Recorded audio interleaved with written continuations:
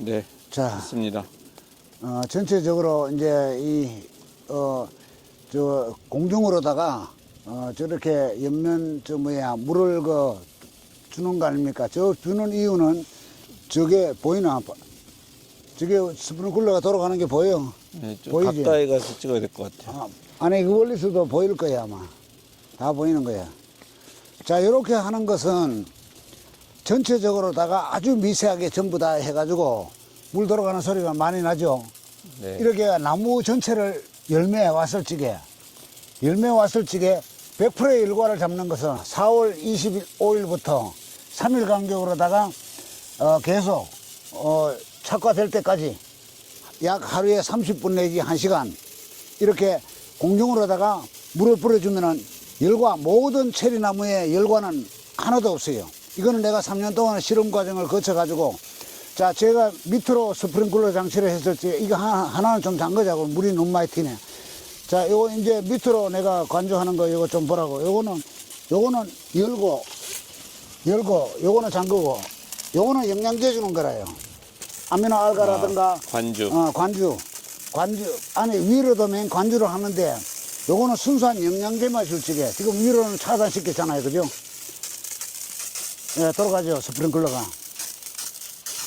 요때 당시에는 아쿠아칼, 아미노알가, 칼라센스, 그 다음에 일과다운 등등으로 다 관조할 적에는 저 10,000리터짜리 통에다가 물을 넣어가지고 10리터짜리 한 통을 넣어가지고 이렇게 관조해버리는 겁니다.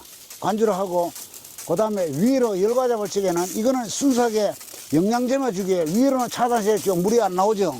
예, 물이 지금 안 나옵니다.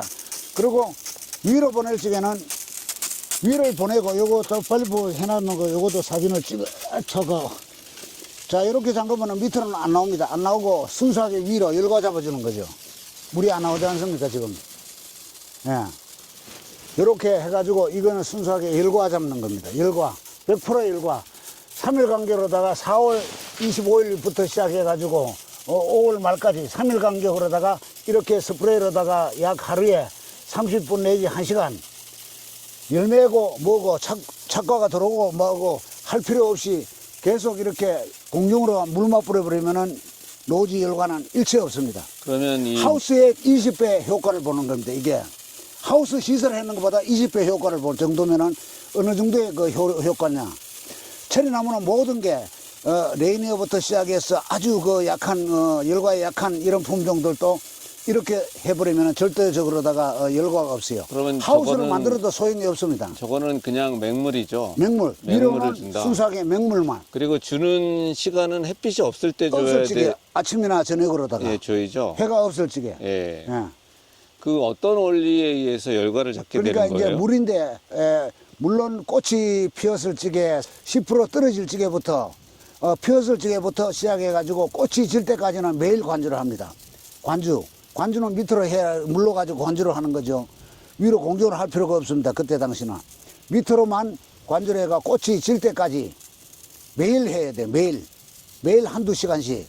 그 다음에 꽃이 지고 나면은 5일 간격으로 하는데 위로 공중으로 저렇게 만들어 놓은 것들은 3일 간격으로다가 자 이렇게 미세하게 날아가는 게 전부 다 열매고 잎이고 열매가 내일 따른 열매들도 수확하는 열매들도 저렇게 3일 간격으로만 물만 뿌려주면은 일체 열과라는 자체가 없어요. 밑에 열과 잡는데 여러 가지 들어가지 않습니까? 1월달에 무열칼, 인칼미, 그 다음에 열과다운 여러 가지 있어요. 코팅하는 거. 코팅해가지고 우리가 약실직에 같이 넣어가지고 성캡이나 시스타방패, 그 다음에 뭐 이런 등등으로다가 열과를 잡는 방법도 있어요. 밑으로만 관주해가지고, 관주시설만 해가지고. 그렇지만은 공중으로 이렇게 해가지고 제가 3년 동안 해봤으면은 그 열매를 수확하지 않았어요. 끝까지.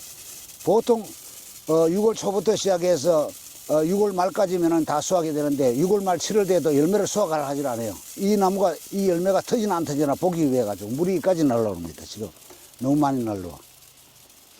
그래서 이 효과는 하우스 시설 한 20배 효과를 보는 그런 얘기입니다. 이게 하우스 시설 할 필요 없어요. 왜 하우스 시설을 합니까?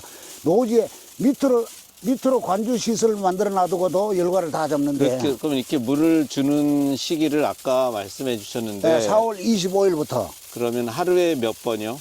그러니까 3일에 삼일에.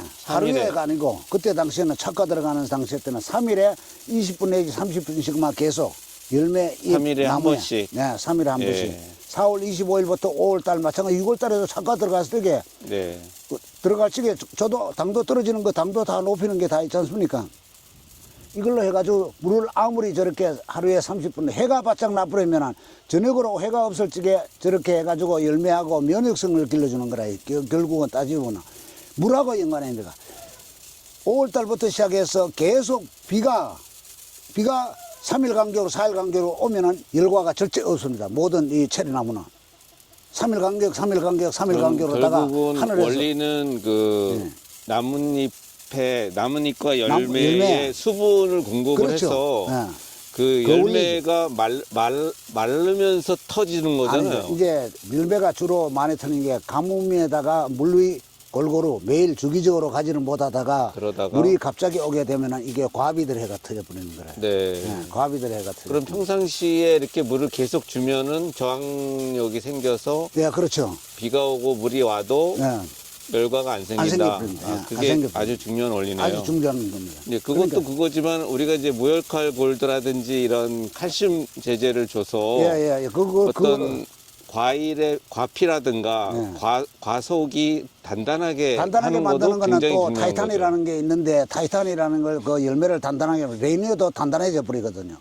그 레이니어가 물은 종자입니다. 보통 보면 레이니어나 뭐 자등급이 아니고 요즘은 이제 수금을 하죠. 수금은 열매가 다 10g 이상씩 넘어가고 뭐 홍수봉 이런 등등은 물은 체리입니다. 이런 것들도 그 타이탄이라는 약실찌개 연면살포할 찌개 넣어가지고 2에 3회만 해버리면 그것도 단단해져 버립니다. 그러니까 단단하는 거 이런 여러 가지 박자가 맞아야죠. 자, 관조하는 거 하고 그 다음에 공종을 하다가 면역성을 길러주는 거 여러 가지 등등 박자를 맞춰주는데 최고 좋은 거는 아무것도 하지 않고 이 밑에 밭에는 내가 실험할 때는 일체 열과다운이라든가 그 다음에 코팅제 쉽게 해가지고 열매가 비가 안 맞도록 하고 칼라센서 비가 오면은 일체 질소지를 못 빨아 올리는 이런 역을 전부 막도록끔 해가지고 해봤는데 그런 거는 약이 돈이 많이 들어가요. 돈이 많이 들어가.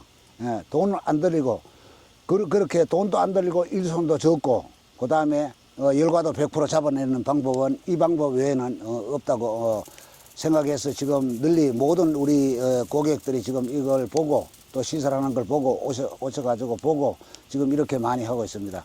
하우스를 한다고 해가지고 안 터지는 게 아닙니다. 하우스가 이게 하우스 내에서 빗물이 들어간다든가 이렇게 되면은 또 수분이 안에 많다든가 이러면 하우스도 필요 없습니다. 하우스에 이 시설을 해가지고 하우스에 20배의 효과를 본다 그러면 어마어마한 거 아닙니까? 하나도 없어요. 아예 열과라는 자체를 구경을 못 해버립니다. 그전에도 마찬가지로 내가 약을 칠 적에 30분, 40분 어느 나무들을 올라가가지고 약대로다가 꽂아가지고 계속 비를 맞추는 거라. 내일 열매 수확하고 모레 수확하고 이런 상태에서 거기서 밤새도록 물 틀어놓고 와버리는 거래요.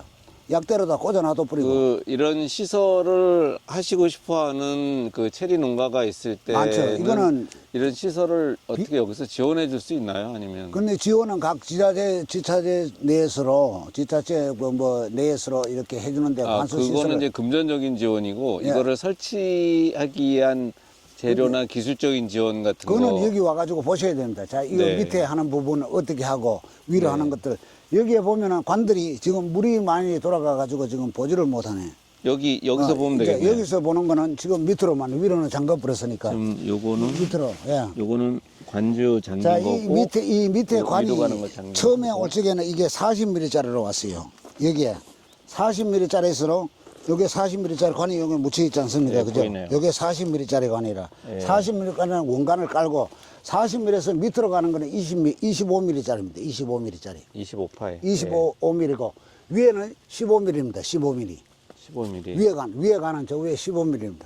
올라가가지고. 요 밑에 관주관은 좀 가느다라네요. 여기 15mm인가요? 예, 여기 15mm는 15mm. 전부 15mm를 위로 올라가는 거는 20mm가 예, 위로 올라갔고. 올라가는 건 20mm짜리. 길이가 짧으면 15mm짜리 다 해도 돼요. 네. 길이가 100m, 200m 되는 자리는 20mm짜리 관으로 해줘야 돼요. 20mm짜리. 네. 밑에는 25mm짜리. 물량에 비해 가지고 이게 지금 현재 펌프 한 개로 돌리는 거거든요. 한 개로 돌리면 보통 2,000평까지 돌려버려요, 저는. 2,000평까지 수압을 재가지고, 이거 나오는 것도 어마어마하게 세게 나오지 않습니까? 지금 나오는 걸 보면. 이 길이도 65m거든요. 여기서 저까지가. 예. 이렇게 해가지고 약 30분 내지 1시간. 이렇게, 매 3일 간격마다 관주만, 물 스프레이만 해줘 버리면은 열매고 입이고 맞춰주면은 열관 자체는 일체 없습니다. 굉장히 굉장히 좋은 이제 정보고 노하우네요. 예, 이거는 뭐냐 와가지고 보시면 여러분들이 보시면은 제가 뭐 한 10년 전부터 뭐 노지에서로 이렇게 시설하지 않고 밑으로 요렇게 해가지고 열과를 다 잡았어요. 요 물 나오는 거. 지난번에 우리 보여줬던 자 밑으로만 방법. 해가지고 네. 이거는 이제 여러 가지 등등이 박자가 다 맞아야 돼요. 며칠부터 며칠까지는 물을 물 나오네요. 예, 이렇게 세게 나옵니다. 어마어마하게 세게 나오죠. 근데 지금 이거 1,000평밖에 안 되는데 돌리니까 이렇죠. 근데 이 아래쪽에 이 뿌려주는 거를 이거는 관주라고 할 수가 있나요? 이것도 일종의 쿨러인데. 쿨러가 이게 영양제를 줄 적에 이 나무에 영양제를 줄 적에 이렇게 주면 된다 이거죠? 탭이나 화학비료나 유박이나 석회나 일체 처리나면 주면은 쥐약이라요. 안 됩니다. 전부 이거 맨 땅에 그냥 심는 거 아닙니까? 맨 땅에. 여기에 뿌려주는 것이 영양제 주는 것도 있고 연면살포하는 것도 있고 그 다음에 관조하는 것도 있고 여러 가지 등등 그것만 하면 돼요. 일손 아주 적게 탭이 갖다 주려면은 탭이 포대 날려야죠. 할 거 없이 한 줌씩 한 컵씩 뿌리면 되는데 아주 쉽게 그리고 또 열매도 많이 달려서 남들은 열매를 못 달지 않습니까? 우리 저 밑에 집에 밭에도 저거 보면은 열매가 달린 것들이 저 안에 나무는 영상이 올라가 있는 나무들이 있죠. 저 나무들은. 네, 맞습니다. 저 나무들은 뭐 저거 7년 차인데 지금 뭐 100kg 이상씩 전부 넘겨 달고 3년 4년 차에 들어가면 보통 30kg 40kg 다 달지 않습니까? 이쪽으로 오세요. 스프링클러에서 물 위로는 다 이 젖으시겠어요. 부분은 물을 안 돌려놨어. 예, 바닥에서 지금 부어내니까 꽤 멀리까지가 아니에요. 바닥에서. 예. 이렇게 여러 가지 잡는 방법이 여러 가지입니다. 그렇지만 최고 쉬운 방법은 시설할 적에도 마찬가지. 위에를 이렇게 할 필요 없이 2단으로다가 만들어 버리면 돼요. 2단으로다가 기둥만 한 개 세우고 관을 따고 와가 저 위에 꼭두배기에서 물만 돌아가도록 할 수 있도록. 이 배관의 저 끝에는 막아놔야 되겠네요. 밸브로 사용해놔도 예. 이제 보면은 밸브로 사용해놔도 이 돌아가는 소리 보십시오.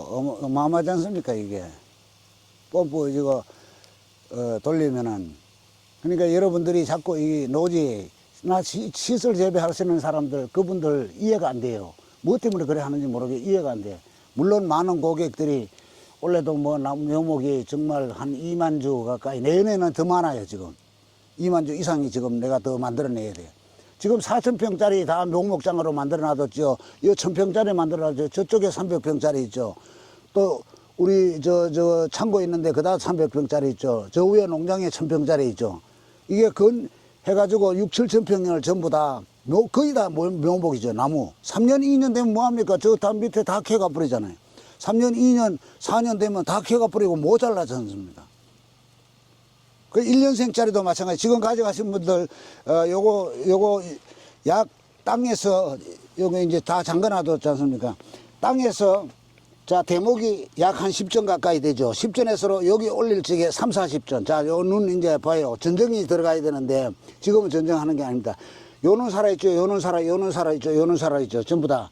4개, 5개가 살아있는 눈에서로 여기서를 커팅하는 겁니다. 커팅을 하고는 지금은 이건 도프로제를 발라줘야 돼요. 지금 전정하는 시기입니다. 여기 한 나무를 자르면 도프제를 발라야 되기 때문에 지금 못 자라는데 요 나무에 자, 이 나무를 버린다 하더라도 내가 일단은 이거 도프제 잘라버려야 되겠네. 그럼 1년생 묘목은 자, 1년생 이런 가져가신 식으로 잘라줘야 자, 된다. 1년생 가져가신 분은 싹이 나기 전에 미리 이렇게 전정하면 되는 거네요. 싹이 나오면 예, 예. 안 됩니다. 싹이 나오지 않고 싹이 틀려고 지금 이렇게 파란기가 있지 않습니까? 그죠? 지금 이 눈들을 보면은 다 살아가지고 파래요. 이제 이렇게 파래요.